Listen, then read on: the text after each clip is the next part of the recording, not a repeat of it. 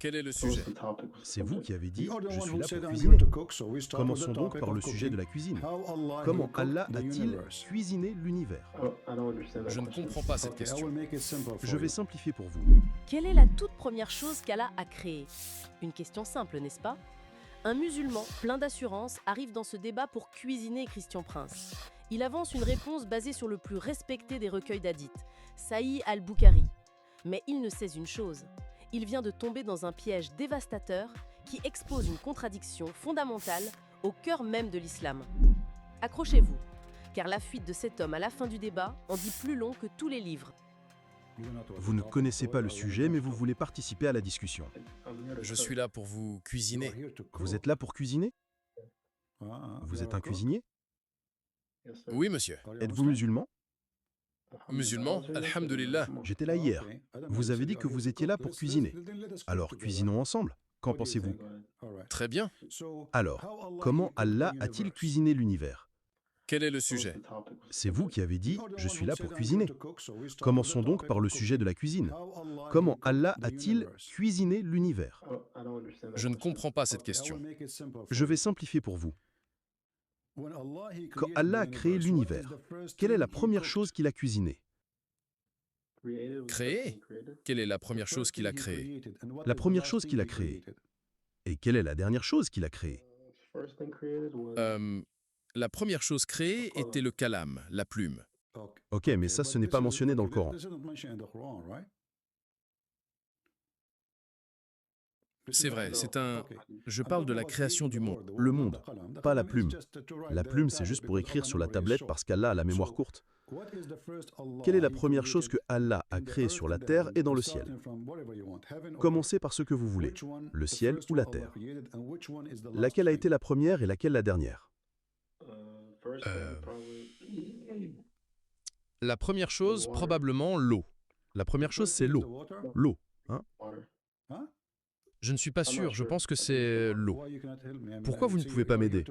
Vous êtes là pour cuisiner. Pour cuisiner, la première chose dont on a besoin, c'est de l'eau. Est-ce pour ça que l'eau vous est venue à l'esprit? Vous devez me donner une réponse basée sur le Coran, pas sur votre recette de cuisine. Alors, quelle est la première chose que Allah a créée et la dernière? On ne se base pas que sur le Coran, je ne suis pas un coraniste. Pas de problème. Donnez-moi la réponse. Peu m'importe comment vous me la donnez. Donnez-moi juste la réponse. La première chose qu'il a créée et la dernière. L'eau. D'accord. Quelle est la dernière chose qu'il a créée? Je ne suis pas sûr. Où est-il dit que la première chose qu'il a créée était l'eau? Dans un hadith. Donnez-moi le hadith. Ok, une seconde. Et êtes-vous sûr que le hadith dit ça?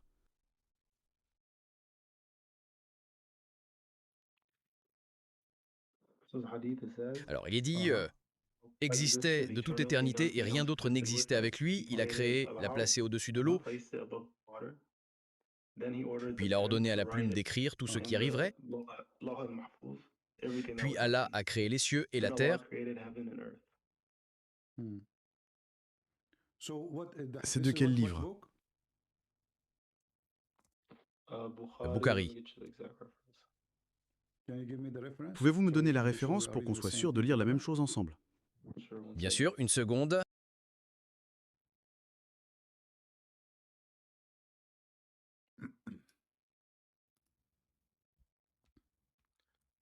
Bukhari, Volume 4, livre 54.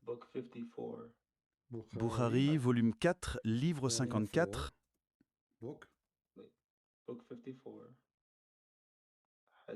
Hadith 414. Hadith 414. Correct. D'accord. Le livre du Salah. Le livre de la création. Le livre de la création. Ok, oui.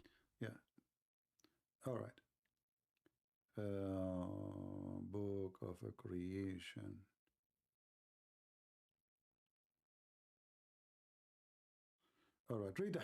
Lisez-nous le hadith. Je vais le mettre à l'écran. Narré par Imran Hussein. Je suis allé voir le prophète et j'ai attaché ma chamelle à la porte. Les gens de Bani Tamim sont venus voir le prophète qui a dit Ô Bani Tamim, acceptez la bonne nouvelle. Ils dirent 2 fois. Tu nous as donné la bonne nouvelle, maintenant donne-nous quelque chose. Puis des Yéménites vinrent à lui et il dit, acceptez la bonne nouvelle, ô gens du Yémen, car Bani Tamim l'a refusé. Ils dirent, nous acceptons, ô apôtre d'Allah. Nous sommes venus t'interroger sur cette affaire, c'est-à-dire le début de la création. Il dit, au commencement, il n'y avait rien d'autre qu'Allah, puis il créa son trône. Son trône était au-dessus de l'eau. Et il écrivit tout dans le livre et créa les cieux et la terre. Puis un homme cria, « Ô Hussein, ta chamelle s'est enfuie. » Alors je suis parti et je ne pouvais plus voir la chamelle à cause du mirage. Par Allah, j'aurais aimé laisser cette chamelle. C'est la chose la plus drôle que j'ai jamais entendue. Qu'est-ce que ça veut dire? Quelle chamelle? Quel mirage? Il l'interroge sur la création. Pourquoi parle-t-il d'une chamelle? C'est le Sahabi qui narre le hadith. Il raconte ce qu'il a entendu. Puis sa chamelle s'est enfuie. Alors il a dû quitter l'assemblée. Ok. Écoutez attentivement. Je veux que vous me donniez une réponse définitive. Êtes-vous sûr que la première chose qu'Allah a créée est l'eau? Alors Alam, mais oui. Pouvez-vous faire une recherche avant de me répondre, s'il vous plaît? Faites une recherche. Je vous donne 5 minutes. Qu'en pensez-vous? Je ne veux pas que vous me donniez une réponse idiote et stupide, et je ne veux pas profiter de vous. Alors, je vous donne du temps. Mettez-vous en sourdine, prenez votre temps. C'est juste, les amis? Je lui donne tout le temps nécessaire pour aller sur Google et chercher ce qu'Allah a créé en premier et en dernier.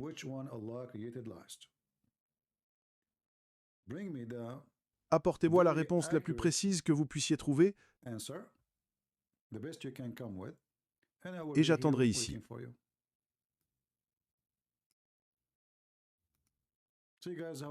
Vous voyez comme je suis gentil avec les musulmans? J'essaie de les aider. Parce qu'il pourrait dire quelque chose maintenant, et ensuite je profiterai du fait qu'il n'est pas sûr. Mais il a déjà confirmé que c'était loup. Je pourrais en profiter et dire « Voyez, non. » Je lui donne donc une chance de chercher. Il y a des millions de sites web faits par des musulmans. Il est impossible qu'il ne trouve pas la réponse. Allez-y. Le hadith est la réponse. Vous êtes sûr que c'est l'eau maintenant? Ouais. J'adore ça. On dirait un cheval pour moi. C'est merveilleux. Alors maintenant, allons dans le Coran et voyons ce que le Coran dit. Le Coran dit le contraire. Que la première chose qu'Allah a créée, c'est ce qui est sur la terre. Sourate 2, verset 29. Et maintenant, vous pouvez faire le bruit du cheval si vous voulez. Allez-y. Chapitre 1, verset 49. Sourate 2, verset 29.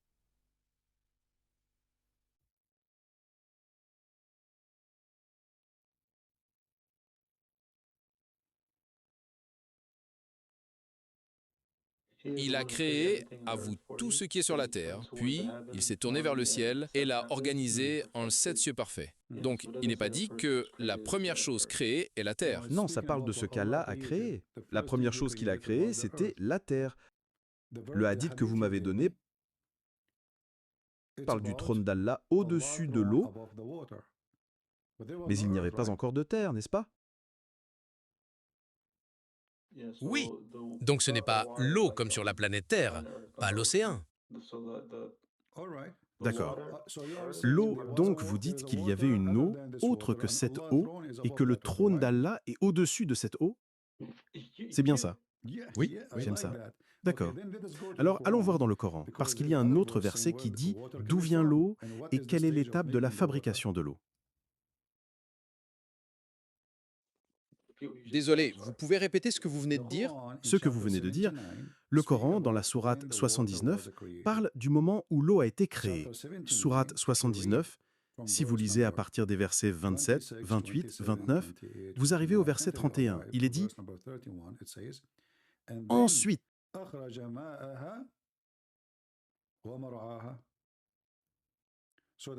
donc l'eau a été créée bien après.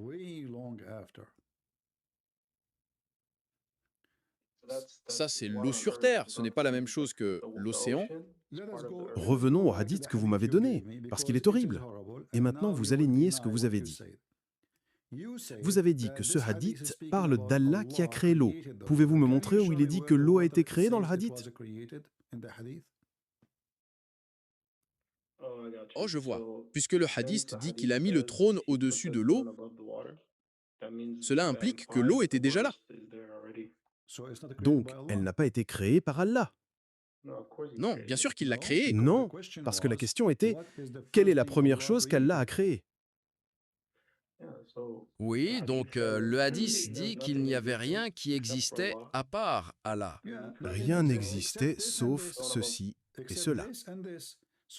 Donc la création de l'eau n'a rien à voir avec Allah parce que l'eau existait déjà. Et vous êtes d'accord. La question est, quelle est la première chose créée? Si Allah donnait la réponse à Mahomet, il aurait dû dire, la première chose que j'ai créée, c'est l'eau, puis mon trône, puis j'ai créé ceci et cela. Non, il dit, il n'y avait rien, sauf le trône d'Allah qui était au-dessus de l'eau. Il n'a jamais dit que j'ai créé l'eau. Vous voyez ici que votre prophète a un QI faible et qu'il s'est fait piéger lui-même, car selon ce hadith, l'eau n'a jamais été créée par Allah, elle était déjà là. Oui, c'est une présupposition. Ça devrait être évident que puisque Allah est le créateur, Non, vous voyez, la question est si claire. Quelle est la première chose? Savez-vous lire? oui, j'ai dit l'eau. A-t-il dit que la première chose était l'eau? Non, il a dit qu'il a créé le... Il n'a pas dit quelle était la première chose. Non, non, non, non, non. C'est le hadith que vous m'avez donné. Il est dit, au commencement, il n'y avait rien d'autre qu'Allah. Ensuite, il créa son trône, et son trône était au-dessus de l'eau. Il n'est dit nulle part qu'il a créé l'eau.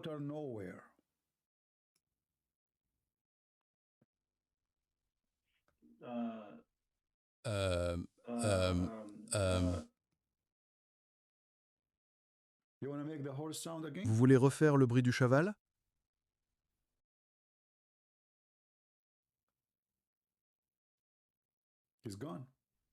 Il est parti. Notre cheval est parti. Il s'est envolé, Al-Bourak.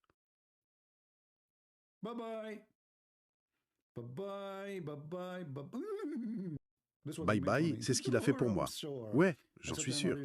Je lui ai dit, êtes-vous sûr? J'en suis sûr. Bon sang, il m'a fait une de ses peurs. J'ai cru que ce cheval allait me frapper à l'estomac avec ses sabots. Et c'est un cuisinier. Il va cuisiner Christian Prince.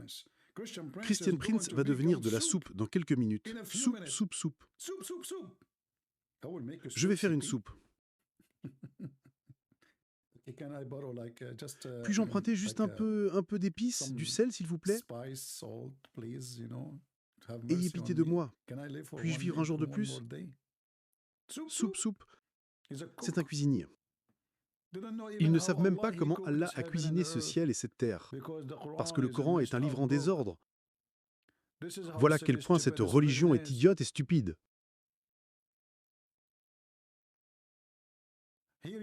On voit ici le manque d'intellect et d'intelligence du soi-disant Mahomet.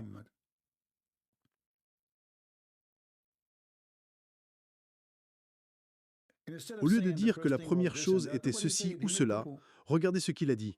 Il a fait une grosse bêtise. Il a fait une énorme boulette. Ce que nous venons de voir va bien au-delà d'un simple musulman qui perd un débat.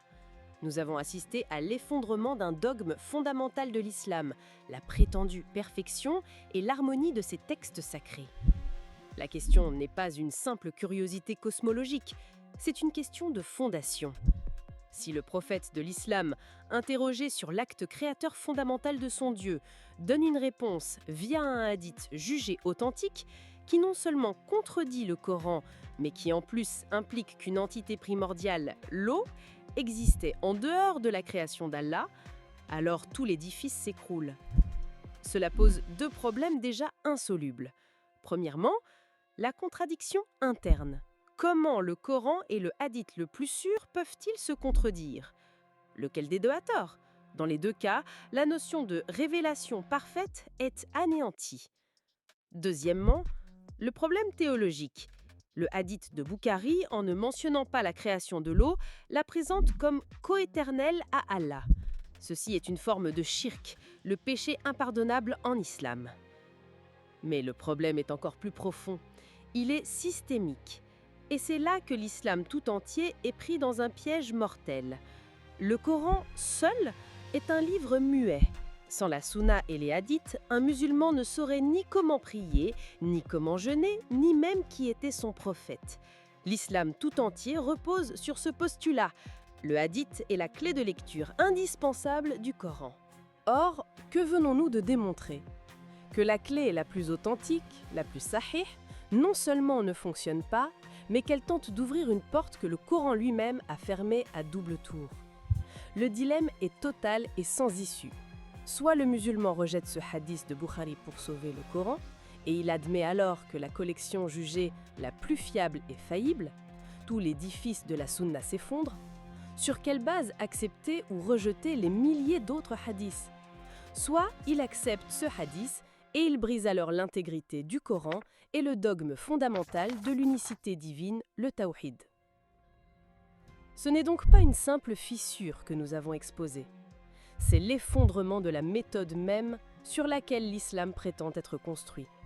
Ce débat n'est pas la victoire d'un homme sur un autre, c'est la victoire de la logique sur une incohérence structurelle et la démonstration implacable que lorsque l'on examine les fondations de l'islam avec rigueur, les murs porteurs n'existent tout simplement pas. Si ce genre d'analyse rigoureuse vous semble essentiel dans le monde d'aujourd'hui, alors la meilleure façon de soutenir notre travail de recherche et de production est de vous abonner à Logos et Apologia. Un pouce bleu nous aide énormément avec l'algorithme. Et le partage de cette vidéo peut réellement éclairer quelqu'un de votre entourage. N'oubliez pas d'activer la cloche des notifications pour ne manquer aucune de nos prochaines enquêtes. Merci infiniment de votre écoute et de votre soutien. À très bientôt.